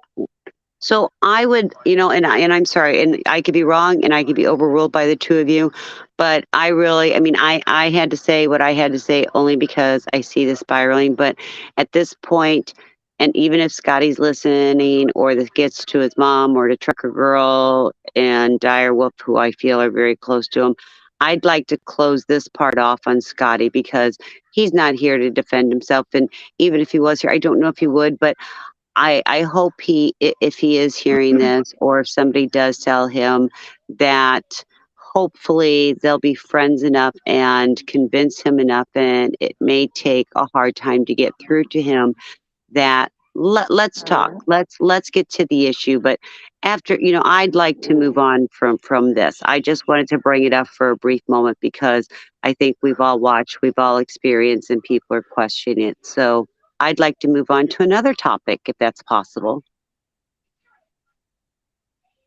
Yeah, I would love agree. to. Yeah, I think agree. Yeah, and yeah.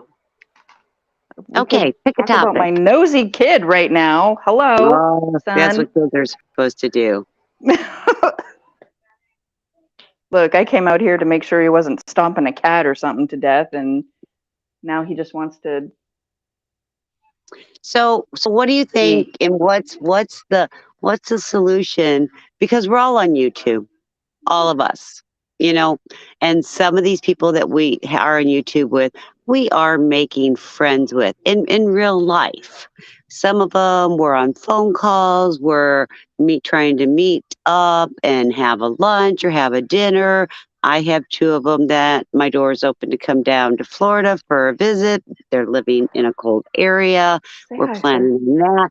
How do we take some of these channels with, oh, it's my opinion. Oh, it's my opinion, with the hard-headedness? How are we going to get people to start talking, to open up their minds and to kind of listen to everybody?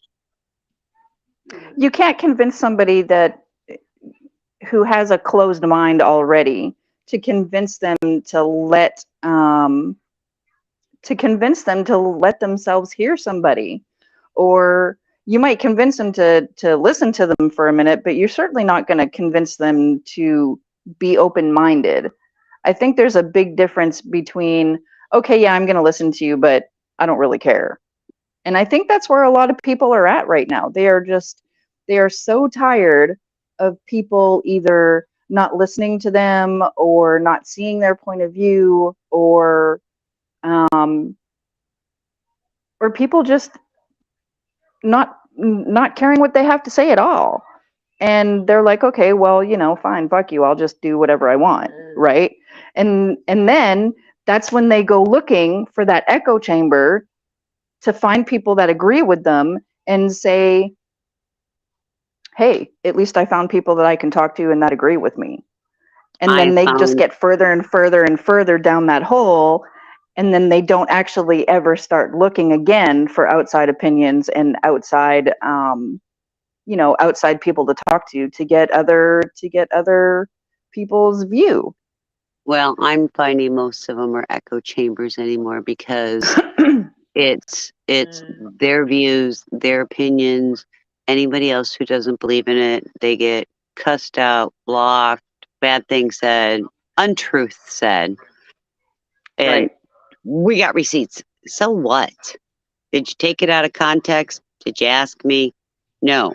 Your little chamber has decided this is what's going to happen. Right. So that's just my opinion. But the problem is, YouTube's such a small part, and you see the exact same thing happening in our lives every day, in our country every day. Right.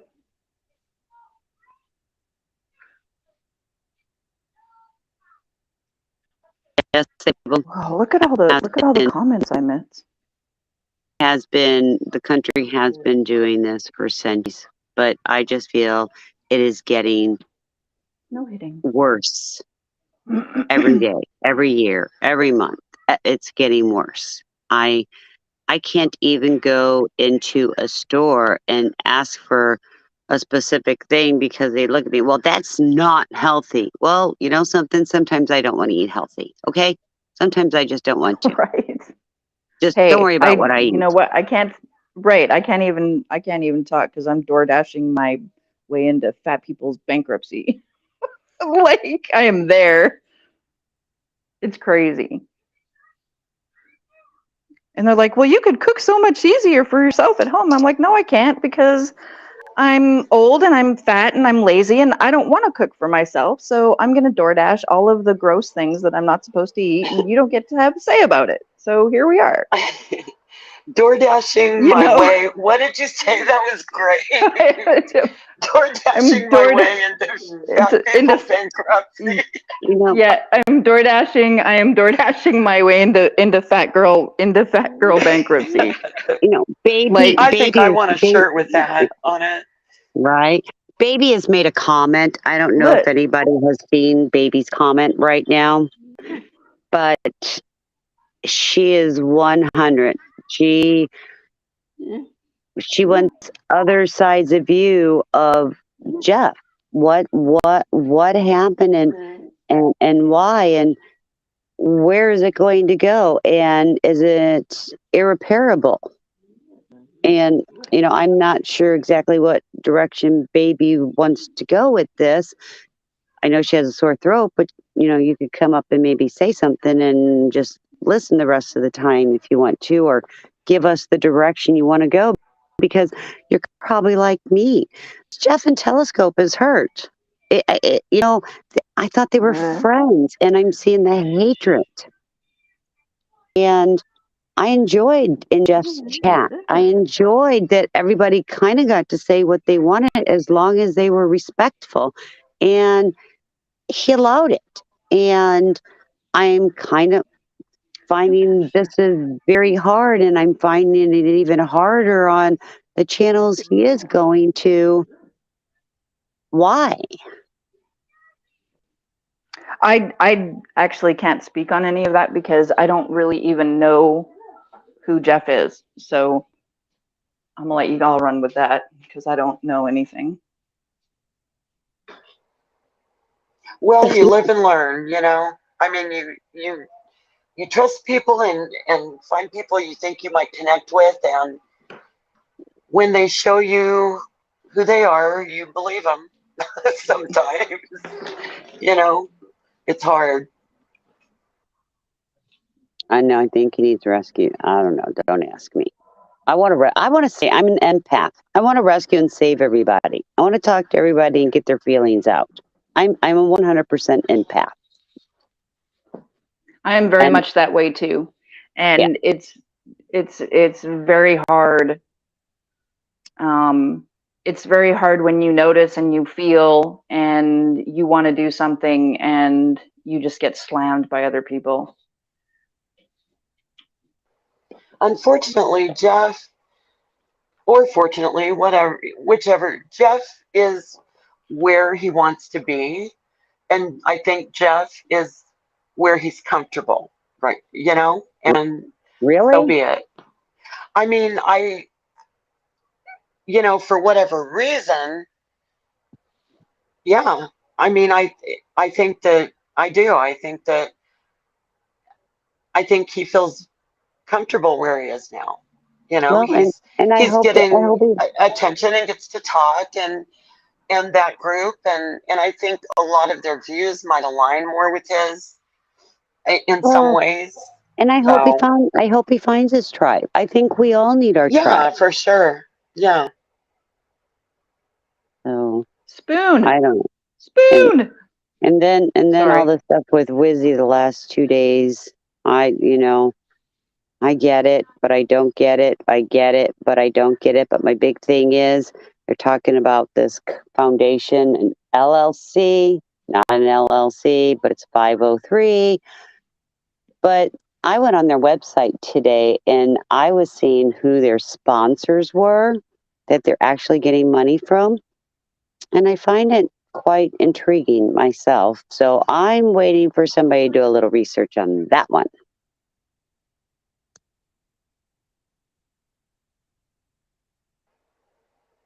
Yeah, it's a deep rabbit hole. It's almost been a year and I cannot believe it. Like the whole shit show just. Well, honestly, it's unbelievable. Kind of reminds me of, and I hate bringing this up, but TPC and the Unity Project and the AFCL. I'm like, but I noticed that one of the huge sponsor was oil and railroad workers that are sponsoring this company, A4A. Just saying. There's a rabbit hole there. I hate rabbit holes. I hate them. Alice in Wonderland should have never come up with rabbit holes.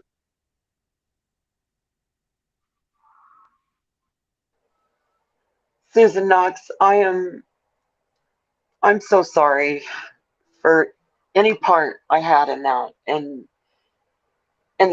I know it's hurtful, and the reason you're still hurting is because bullying is hurtful. And I'm just, thanks for being so kind and and allowing me to be sorry. Anyway, thanks, Susan. And Lipru, yeah, there is now a website up, and they have all, in the very top, they're saying donations to East Palestine, and they're going over a little of that, and they went over a little bit about themselves. And then down near the bottom, I guess I noticed 10 of their donator sponsors per se, a roofing company, a wellness place, A wellness place. yeah, some type of wellness. I don't know. I'm just telling you, I just touched into it. It's a rabbit hole. And they don't look like they're a disaster type company just for disasters, but it could be changing. I'm not sure. I haven't done enough information or research, so I'm just going to kind of keep some of that quiet. I just thought the fact it was odd seeing the sponsors and contributors they had. And the irony, they have a coal and oil company sponsor, but they're going up to East Palestine on a trail derailment. I just thought it was odd. Just odd. I wouldn't be surprised if that spill affects us soon, if it hasn't already. It's going to, and I'm going to share. And I have brought this up in a couple lives, but Times Beach, Missouri, back in the 80s, used to be, in the 70s, used to be a beautiful small town outside of St. Louis, Missouri. Beach town, rivers right there, summer homes, small community, but got bigger during the summer because a lot of people had summer homes there. Even the people that lived in St. Louis would come down and go swimming and have their picnics. It was a really cute small town. Well, they hired a company to spray the streets, and it was dioxin. First, everybody was told, "Oh, we're fine." Nobody thought twice. So the EPA came in, started doing a little bit more testing. They decided, nope, it is unsafe. I believe the dioxin was like 100 whatever there is per parts, which was dioxin is already a carcinogenic, but we were breathing it. It goes into the soil, runs off into the waterway. They ended up coming in, and within a 3-day time period, had the entire town evacuate out of there. You were not allowed to take any of your personal belongings, your furnishings.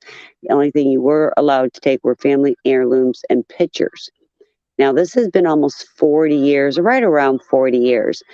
And I also remember that after they closed it and had all the warning signs and toxic signs, that we'd still sneak in and go swimming and walk through the streets and run through the, because it was vacant. It was a ghost town, and a bunch of teenagers from high school going down into there because we were better, and they had to have the guards come, and a couple were arrested, and it was just a hot mess. But the situation, I haven't seen anybody bring this up with what's going on in East Palestine, but the breakdown of the chemicals that they were doing, especially if they put on fire, I believe breaks down to dioxin, which is deadly, and it's a deadly carcinogen. And I'm just waiting to see if people are going to pick up and maybe contrast and compare. This is another city they need to look at. Same type of I chemical wonder, breakdown. I don't know. I don't know if you guys remember or heard of, it was, I don't, probably 30 or 35 years ago, um, a petrochemical plant in Calgary exploded, Hub Oil. Hub Oil exploded, and it was, um, I almost wonder if they're going to try and handle it like that. They evacuated a big part of, um, the southeast end of Calgary, and they wouldn't let anybody take anything.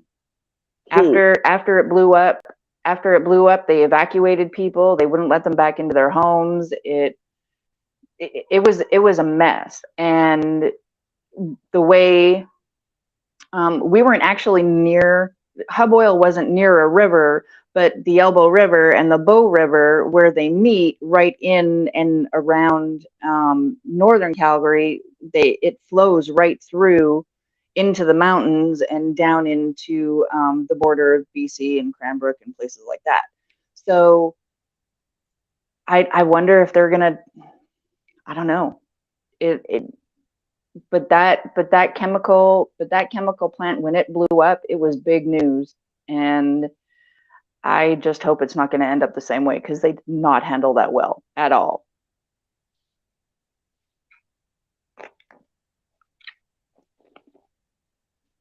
And there are parts of around the Hub Oil that are still closed today. Yeah, and see, Times Beach, Missouri is still closed. It's still vacant, still an empty ghost town. I mean, and it's sad. I mean, for me, tears kind of come when I go back home to see what I grew up in no longer there. And Mama Red, I am not questioning the goodness that they did today or the donations that were given to anybody to take supplies up there. I've been in disasters before. I know what it's like. I had, even myself, and I know this is funny, the biggest thing that I got when we had a disaster in our area, I mean, I left with only my house slippers on and the clothes on my back for days. That's all I had. Somebody gave me some Victoria's Secret panties, and I am telling you, out of the food, the water, the clothes, that was my savior. I got fresh panties. I mean, my God, I don't know about you women. I like fresh. Listen, I like fresh panties. I can't even relate. I haven't worn panties in 35 years. I like fresh panties.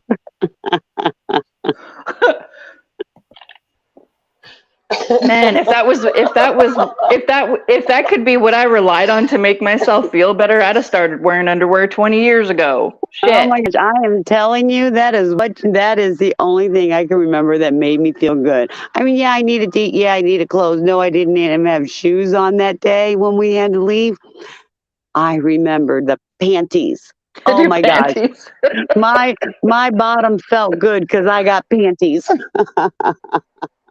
And good ones too. I Not did. just any panties. Like, and Mama Yeah, Red, not you're cheap, so not right. yeah, like not cheap Kmart panties, right? You got the good panties. Mama Red said it's very concerning to her that, in my opinion, they allowed them to come back in 2 days, and it hasn't been handled well. Of course, yeah, definitely. But I was so surprised by that, by them letting them come back in that quickly. I'm not, Mama I Red. think they were so concerned. I know, I'm but sorry. I'm telling you, I'm not. And only because exact same thing happened in Times Beach. They told us that it would dissipate and everybody would be fine and your homes would be fine and the ground and the water will be fine. And then it's like deja vu all over again. No animals, dead fish. And then it was months later before they made us all evacuate. See, you know, and to me they don't care that's about people. ridiculous because that shit was burning a hell of a lot longer than 2 days, and they were letting Oh people back yeah. in. The only way it's going to dissipate is to dissipate into your homes and your water and your soil and your food and your animals. Like, what the fuck? That's the stupidest thing I've ever heard. Sure, let's keep burning this off and it'll dissipate, but go on back to home. Go on back to your house. What? Well, they handle it like they do everything, and that's the problem, and that's why it keeps happening. Hide it. They do it. Well, Protect. they try to they hide the truth, and they fix it the cheapest way possible instead of putting lives and the earth and our world, you know, at the It's forefront still and priority. It's it's save still money. Do it. profit over people. Yeah. Yes. Put succinctly. Yeah. And that's the problem. And they just won't stop. They just See, and won't. you know what? I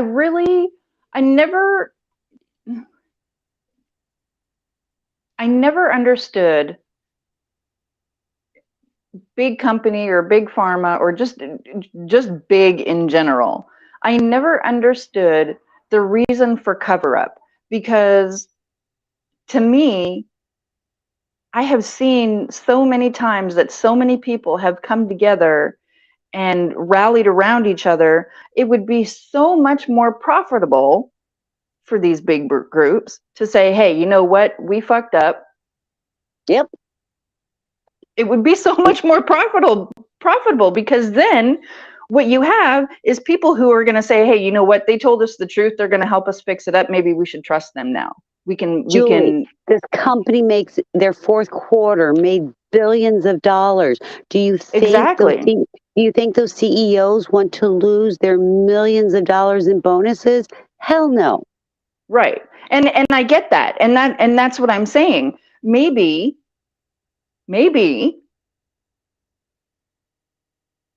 if they would put a little trust in the people that consume their product and that they would get together and say, hey, we know that these guys fucked up, but they're trying to help us.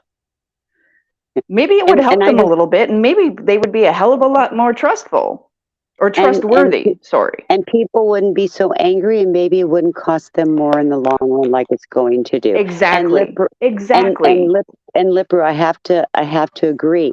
Yes, that PVC breaks down to dioxin. That is what triggered me like deja vu all over again. And I could be wrong, but I go by my experience. People come to conclusions by not only knowledge, but experience.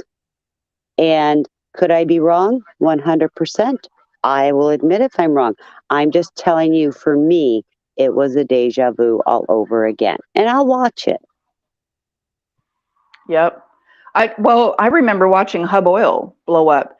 I wish I could pull that article up. I think it happened in like 1999 or 1988 or 1998 or 1999 or something like that. But that shit took forever to burn off. And the only thing I think they did handle well was the fact that they didn't lie first of all about how it happened, and second of all, they didn't lie about how long it would take for people to get back into their homes. What they didn't tell people, and I think what they covered up a lot of the fact, was what exactly these chemicals were. Yeah, we knew it was an oil refinery, recycled oil and other petrochemicals and stuff like that, but still, it did a lot of damage to a lot of people for a very long time. And I don't know. I'm hoping in East Palestine with them burning, because they always say, well, why did they catch it more on fire? Why did they burn? And I understand they did because of the way it dissipates. And I'm hoping, but it's still going to dissipate, but it's still blowing in the air. But did they do it well enough? Did the dissipation fall to the ground? I don't know. I'm not one of those scientists to make that determination, but We can't stop talking about it. The government makes us stop talking about it. It gets hidden more. What you looking at? Hub oil explosion. Read it to us, DUFUS. Look, I can't. Hang on, Let me- your bitch is let me old. I flip can't my- see let me it. flip- Let me flip my phone around. Okay, I got it. Hub oil Julie, I love explosion. you. The hub oil explosion was an industrial accident that took place August 5th, 1999. Oh, that's your Alberta, Canada one. Yeah. Okay. The Kamloff family roots are in Kamsack, Saskatchewan, where Jake Kamloff Sr. built a controversial crude oil refinery in the 30s.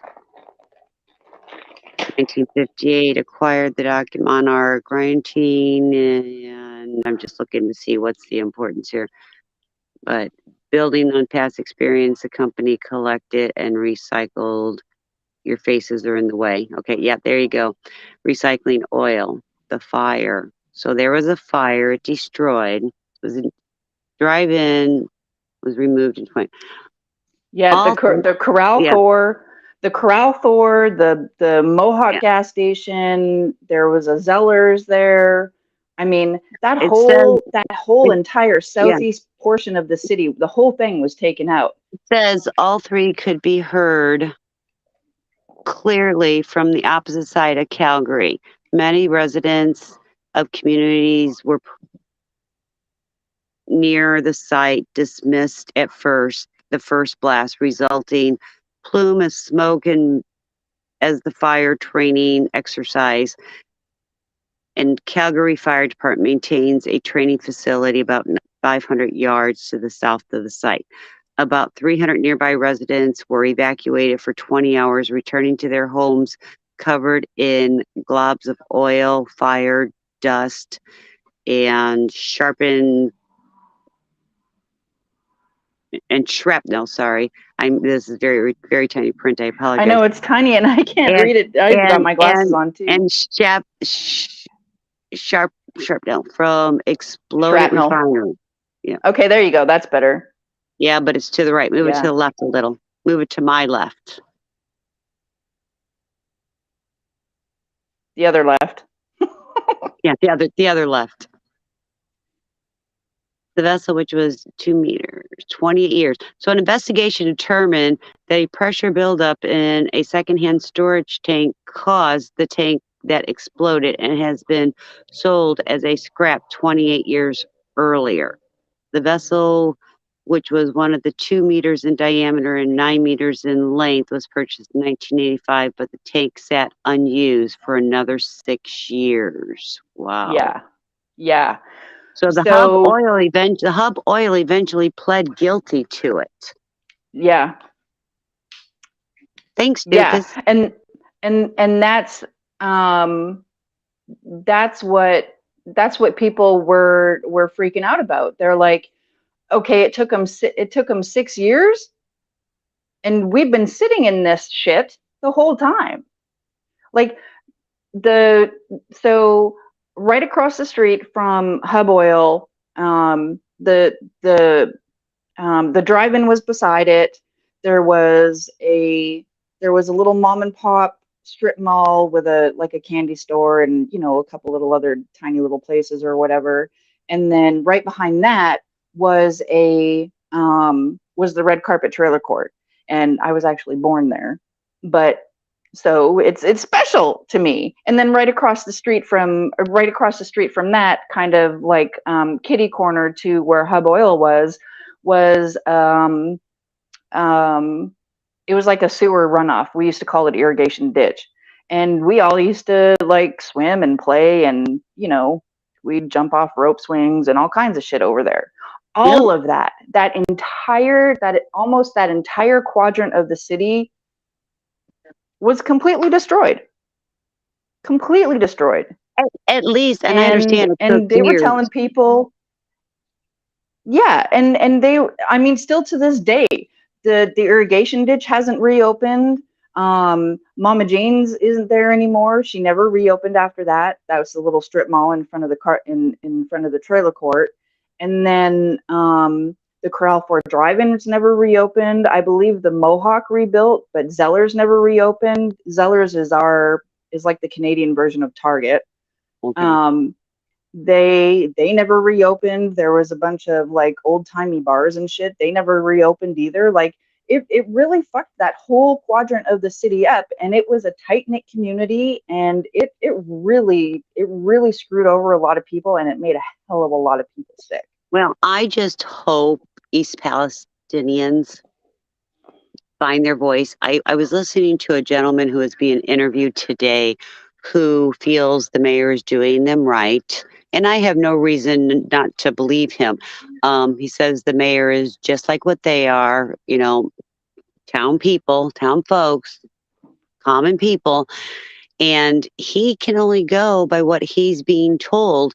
And he will dig. And I think in order for the mayor to dig, I think that East Palestine, all their residents need to become more and more vocal. If they have to have town hall meetings and sit-ins every day, that's what they need to do to get their answers and to hold this railroad. And I heard it was just the number 23 rail box that apparently a company buys or rents or whatever. So it's technically, my understanding, it's their fault. But did they do inspections? If it's on NS's line, are they doing inspections? There's a lot of questions. Somebody needs to pay for these people, and the sooner the better. And it's going to be very difficult because it seems like an old town family type atmosphere with people who probably have been there forever. And this is they were brought up there, they raised their children there, their grandchildren are there, and it's going to be a hard place to leave. But that might have to be an option. Sorry, Doofus, I'm just babbling. Nothing. No need to be sorry. I just wanted to bring something up. You said you watched the interview. I'm assuming the interview that Corinne did. Yes. Okay. If you were watching that stream, the number of trains that went through that area during the time period that Corinne was broadcasting, there were at least 3 fairly long, significant trains going through that area that is supposedly contaminated. Yeah. I wanted to bring that up in case you all wanted to talk about that. I'll leave Yeah. it. Well, wasn't that something that the entire rail worker industry was going on strike about? Okay, look, we're going through these areas. We know they're not safe. You're not giving us the staff and stuff that it takes to make sure that we travel through these places safely. You're not giving us the security we need for the types of materials that we're handling, and you're not making sure that the tracks are safe so that when we do pass through these areas. Well, that's the key.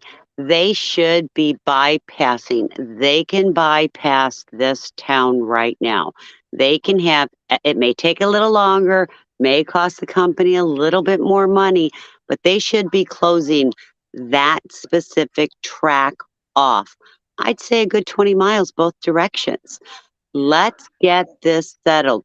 They're taking stuff. If that ground is contaminated, and if there's something else on there that's going to interact, and even if it's going into the air, they're taking it with them. They need to bypass those train tracks and stop the trains. See, and that's where what I brought up before I think could be important too, is if those companies who are running their trains through that site are saying, okay, well, we're just going to run them through anyway. That's where they could earn trust from us common folk, is if they did that.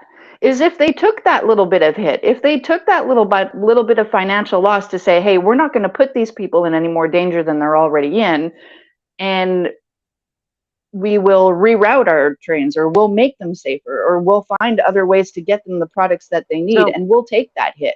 Maybe people would trust them more. Yeah, DUFUS is putting up something else, and I can only see part of it. Experts weigh in, and DUFUS, I think I read that. Go ahead. Yeah, that's the link. The link is in the chat for, and it is. I've just skimmed the article because it was just sent to me. The link Hmm. to the whole article's in the chat. Okay. Just And wanted to pop on here and make everybody aware of that. That's what the link is, okay. and that's why it's up there. And we'll get it back down here and back to you, ladies. Yeah. I think I Ooh, read that plume something of like smoke that. looks different. That plume of smoke looks Yeah. just like hub oil. It's But crazy. everything I've read, and yeah, I'm taking it with a grain of salt, that everybody's safe. Everything's safe. But then I also read that they were taking the dirt out of East Palestine. Somebody said they were taking it to Texas. I know that there was an article that came out about the EPA stopped all dirt going towards the eastern, or going towards the PA border. That's the only confirmation that I had, but somebody else said they were taking it to Michigan and Texas, and they've stopped that, and they're supposed to be sending it back to Ohio. Unsure where it's going, but the EPA now has to approve any dirt, soil, anything from that area has to approve it before it goes somewhere else. I just want to hop on here for a second. They took supposedly contaminated water to Texas, and the soil went to Michigan, to Okay. the And Detroit and I area. heard they buried the bottles of water in the soil in Texas. I'm not sure about that, so I don't want to Okay. comment on that. And I think Ouch. I believe Congresswoman Sheila Jackson got wind of what was going on and said, "No, you're not bringing that stuff here." And like you said, they had to bring it back, and it all has to Right. be accounted for and cleaned somehow. Yes, there's the key word, somehow. And I don't know. I've just been reading too much on. And again, once we start reading on something, there's a rabbit hole. You come up with a link, you come up with a site, and you go to that site, and it just keeps getting deeper and deeper and deeper. And like I said, I think what East Palestine needs to do is keep in touch with their mayor, and their mayor is going to be the one, because he is for the residents of East Palestine, and he needs to make sure that these families are treated fairly, equally, and safely. And these families will never be the same ever again, no matter what. Money doesn't buy your history and your feelings, and your family, and what could have, should have been. It's not going to buy it. They can just do the best they can.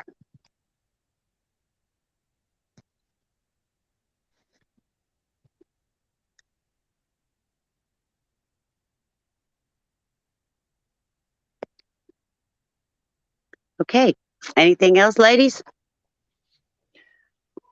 I start babbling and I don't get off. I'm I sorry. know. No, I just muted myself for a second because I heard Joshua out there trying to stomp some Okay. cats. So Okay, well, I'm going to step down. Maybe there's another lady who wants to step in. I'm glad we got this chat. And CS, I hope you do well, sweetheart. Thank you so much. That's so sweet. And right back at you, ladies. thank you, Christine. I know I just met you, or I mean, I've seen you in these YouTube streets, but you're awesome. Well, thank you. So are you, Julian. You got this, Mama. Whew. I don't know about that, but You got it. sometimes I got it. Thank you, I have Chris. it. I don't know where I put it. That's my problem. Yeah, I lost that shit a long time ago. That's why I'm funny. Because if I wasn't, I'd be in a loony bin. Ladies, I thank think you. that's. Oh, thank you. No, thank you for coming up here, and thank you for sharing and being here tonight. Thank you, Doofus. I just want to take a quick moment to say that if Summer's watching, Summer, I love you, and you can call me anytime. I love you, my girl. Mwah. We love you, Summer. We love you, Summer. Yay. I love you guys. Thank you. Thank you, Doofus. Cunning, I love you too. I Nice to will talk step to you. down and I will shut my big fat mouth and I will go hide in the chat. Mwah. Me too. Thank you. Doofus, thank you. Thank you, And Julie. Summer, love you too. Thank you so much. Cunning, thank you as always. Ladies, thank you. Curtis, I totally agree. Totally great panel of ladies tonight. And some voices that we don't often hear. And it's good, in my opinion, it's good to hear from people that that we don't often hear from.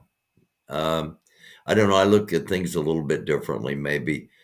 I look at myself as a lifelong student, and I try to look at everybody around me as a teacher. Everybody around me has something they can potentially teach me. Not all things are good. You know, you have to have some discernment in there as well. And at the same time, I might be able to teach everybody around me something, but we don't look at it that way as a society. We don't look at it as interacting amongst humanity. I've been doing some research on some things, and the Woody Guthrie song came up. This land is your land. This land is my land. From California to the New York Island, from the redwood forest to the Gulf Stream water, this land was made for you and me. And it's been a long time since our country has had that concept of you and me, that it was okay for you to be you and me to be me, and this land is for all of us. This land is for we, the people. Too often we talk about us and them instead of we, you and me. Just something to think about. Thank you all for being here tonight. And thank you to those ladies that came up here and shared. You don't get this on Corinne and I spoke on this the other night. You don't get this on television. It would have all been scripted and cut and clipped and commercials and blah, blah, blah. It's real. And I'm so thankful to be a part of it. I'm so thankful that you take the time to click on and to watch. And again, to Cunning and to Julie and to Christine and to G. Abbott. Thank you, ladies, for coming up. To all of you in the chat, thank you for your respect. And again, it's okay to have different opinions. It's okay to disagree with people. It's okay to be different, and it's okay to accept people for their differences and with their differences. And while we'll never all get to that place, those of us that are trying to get to that place, that's what this channel is about. There are channels on one side, there are channels on the other side, and there have to be some channels that can bridge that and try to remember that it's we and not so much us and them. And again, just something to think about. Thank you all. We'll be back tomorrow night at 9:00 to do it all over again. And Tuesday night we'll have. I got something really cool tomorrow night. Unless something happens, that blows everything up, which can't happen. It's the internet's after all. I got something cool tomorrow night. I've got something set up for Science Tuesday. Hopefully GA is feeling better, and we'll have GA and Cunning on in their regular spot on Wednesday, and Thursdays will be game night again. So a good week coming up, and I hope you'll be with me. I look forward to it. We'll see you tomorrow night at 9:00 on DUFUS After Dark right here on the American DUFUS channel. Namaste. Shalom. Shalom. Assalamu alaikum. Blessings from the Most High in the name of His Son, Christ Jesus, with the power of the Holy Spirit. Much love. Positive vibrations. Peace. It's a dark world. Try to be a light. I do.